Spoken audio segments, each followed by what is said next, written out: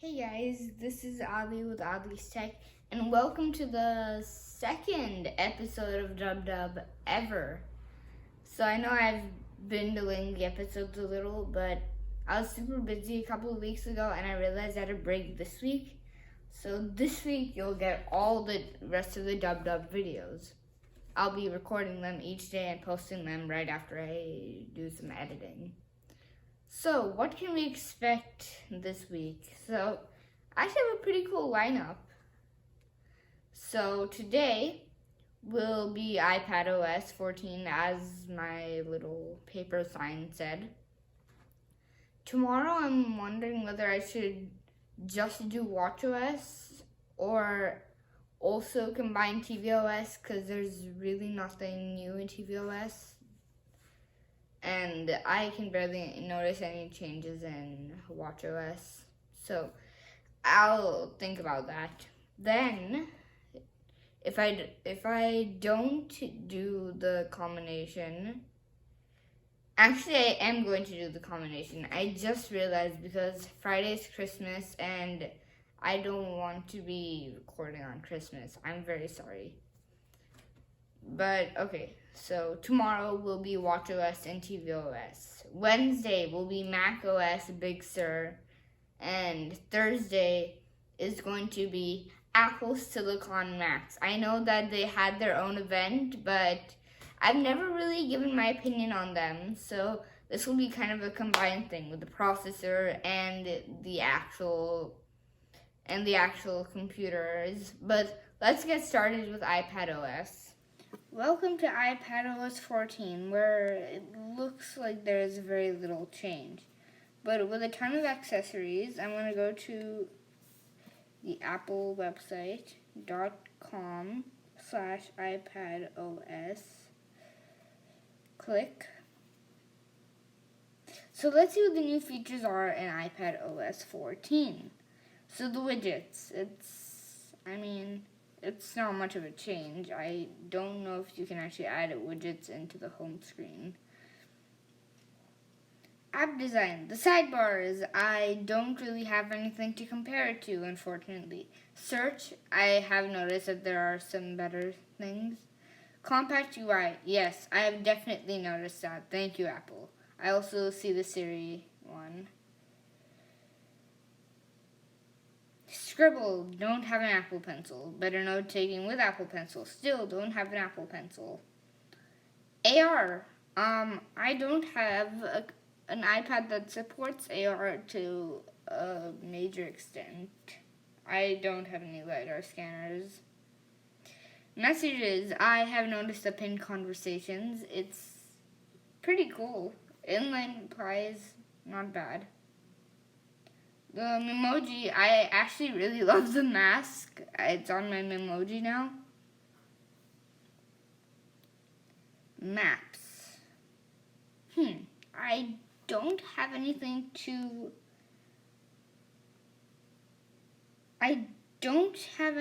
compare to, unfortunately. Home.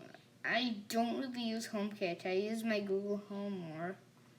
Web page translation. It's still okay. So for Safari favicons, I don't use them. Web page translation. It depends. Website privacy report. I sort of care about privacy, not to the paranoid level. Password monitoring, okay, not bad. Performance, I've noticed a little bit of performance. Spatial audio, I think I actually need to use something with Apple Sound to do it. Maybe even Netflix, and I need to do a good movie. Maybe in Disney Plus, I can do the Mandalorian episode. Headphone accommodations. It's pretty cool. Device switching. Yeah, that's actually something I've noticed, but not in a good way.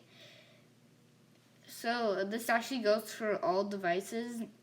It's a little weird because it still has that same problem when I am trying to connect to my AirPods Pro on my Mac, on my iPad, on my phone. I need to disconnect from one thing. But I will say that has been a lot easier. Motion API. Okay, not bad. Siri, compact UI. Siri has greatly expanded knowledge with 20 times more facts than just 3 years ago.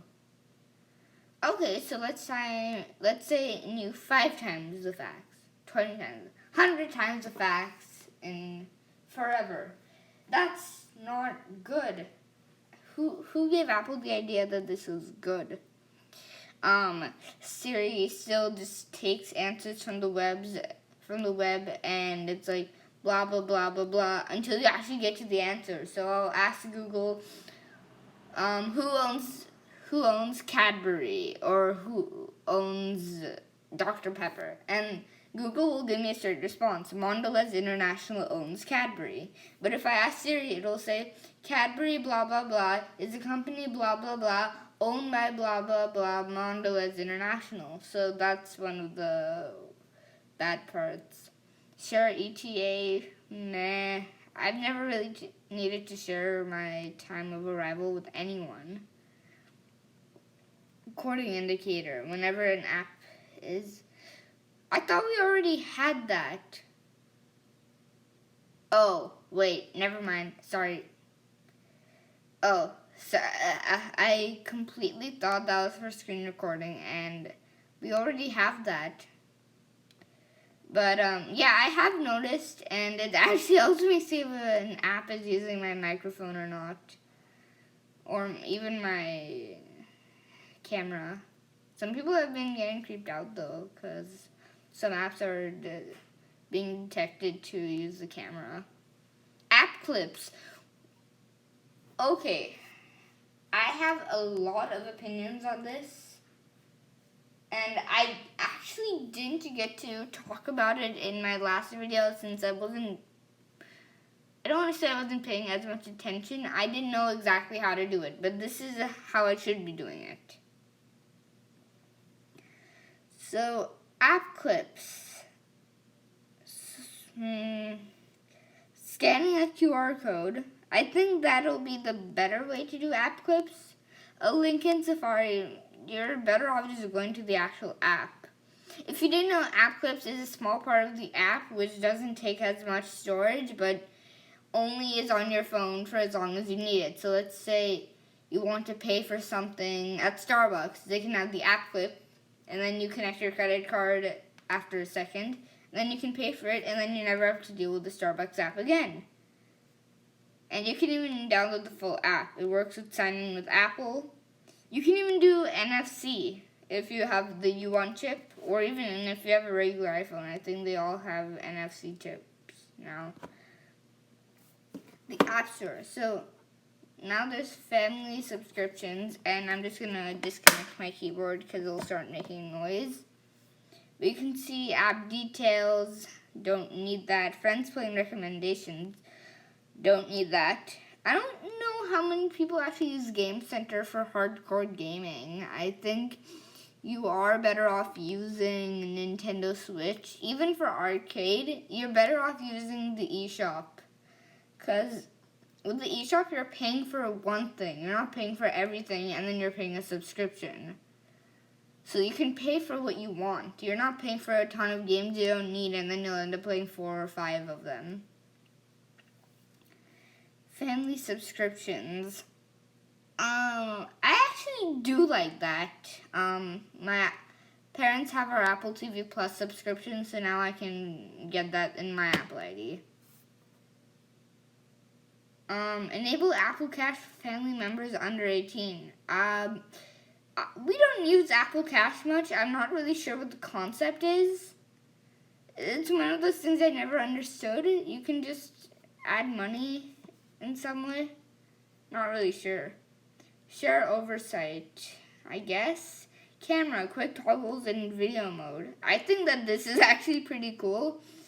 Earlier you were only able to do this with the A13 processors, and now you can do them with any phone. Mirror photos taken on front camera. That's actually pretty cool.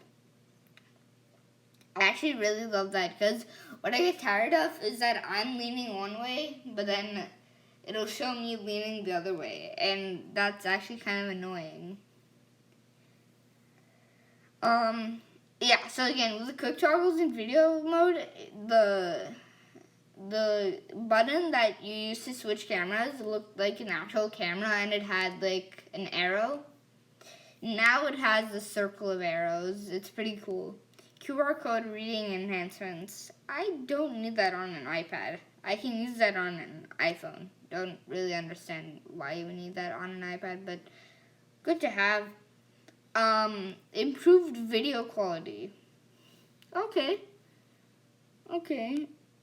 Doesn't apply to me. I have a 12.9-inch iPad Pro first gen, so that doesn't apply to me. I wish it did, though. Sign language prominence can detect when a participant is using sign language and make the person prominent in a group FaceTime call. Okay, so this is actually kind of weird. So I'm not really sure how it detects if you are using sign language. Like, you could easily be doing some other gesture, but it might detect that as sign language, so I'm not sure.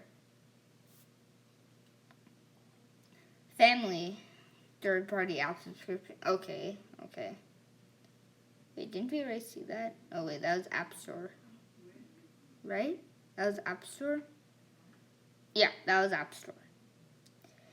Okay, for the files, I haven't really noticed anything. International. Okay. New bilingual dictionaries. Okay, not bad. Enhanced Kana keyboard. I don't know what that is. Wooby keyboard.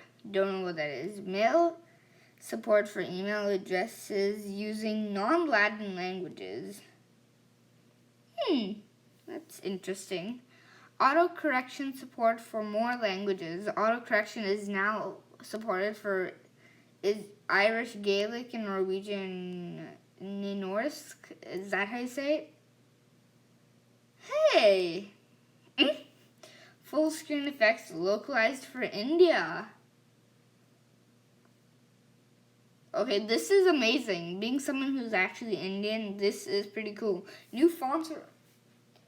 Thank you, Apple.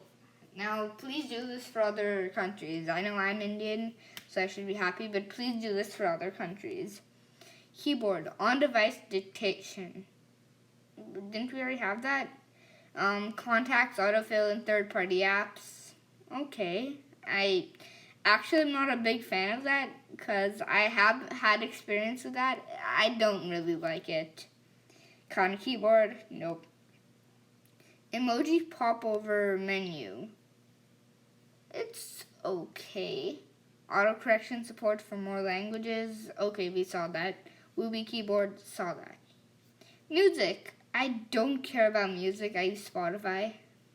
But it actually is kind of cool because now you can see what app you're listening to it through. So that's nice. And the new UI for the music playing is pretty cool. Photos sidebar. I'm recording.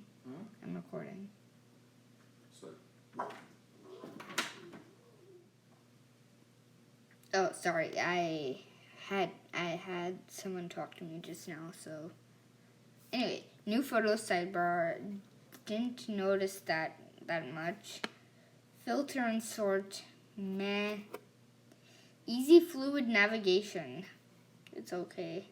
Live photos, playback stabilization. It's meh. Podcasts don't use reminders. Okay. Reminders, actually, wait. Was it this year or last year where they introduced you can save that you need to text someone? That was a cool one. Default browser and mail apps. Okay. This one was kind of controversial. People are still wondering why you can't have a default non-mail and browser. Why you can't have a default Maps app. So my thought is that they're trying to just do this. This is very new. I think that in one of the next minor iOS 14, like 14.4 or 14.5, that we can see a new software for that. You can do a Maps app like Waze, or even, actually, I think the more common one will be Google Maps. We designed iPad app. Nah. Voice memos and folders. Nah, didn't really appeal to me. And it's compatible with every device it was compatible with for iOS 13, iPadOS 13, and even more, because we've had new releases. Like the iPad Mini, iPad Air 4th generation, the iPad 8th generation, and last but not least, the iPad Pro 12.9-inch and iPad Pro 11-inch 4th and 2nd generation in that order. That wraps up this episode of Dub Dub. So I'm very sorry about the delay even today. This episode was supposed to come out last night. But I hope you enjoyed this video. And if you did, please like the video, comment below, and subscribe. Thank you. Bye. And I'll see you later today or tomorrow. Depends on when I release the episode. If it goes like I usually do, tomorrow. So, bye.